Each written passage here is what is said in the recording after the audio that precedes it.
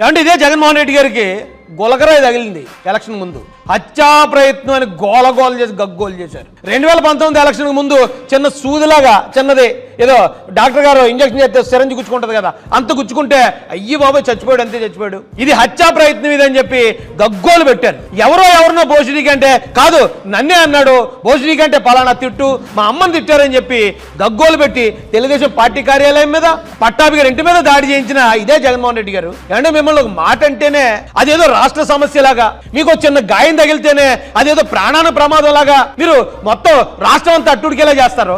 అంటే మా పిల్లల్ని చంపేశారండి, చంపేసి ఆ శవాలను తీసుకెళ్లి ఇళ్ల ముందు విసిరేస్తే మీరు ఆ నేరస్తులకి మీరు ఎలా కొమ్ము కాస్తున్నారు, మీరు ఆ నేరస్తులను ఎలా వెనకేసుకొస్తారు?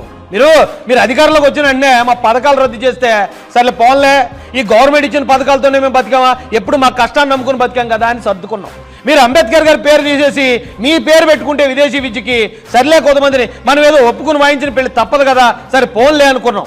మా పిల్లల్ని చంపేస్తా ఉంటే దళితుల్ని ఏదో పోలీస్ స్టేషన్లో పెట్టి శిరోమండనాలు చేస్తే మీరు ఆ చేసిన వాళ్ళని ఈరోజు ఇలా కాపాడుకుంటూ వస్తారా? ఇది మీరు ఓడిపోయిన తర్వాత కూడా మిమ్మల్ని మీ వెనకాతలో ఉన్న మాలాంటి ఓట్ బ్యాంక్ అంతా మిమ్మల్ని ఓడించి 151 నుంచి 11లో కూర్చోబెట్టకు కూడా మీరు ఇంకా మేము నేరస్తులు జరిపే ఉన్నాను నేనని మీరు ఈ రోజున ఈ రాష్ట్రంలో ఉన్న దళితులకు ఏం సంకేతం ఇస్తున్నారు?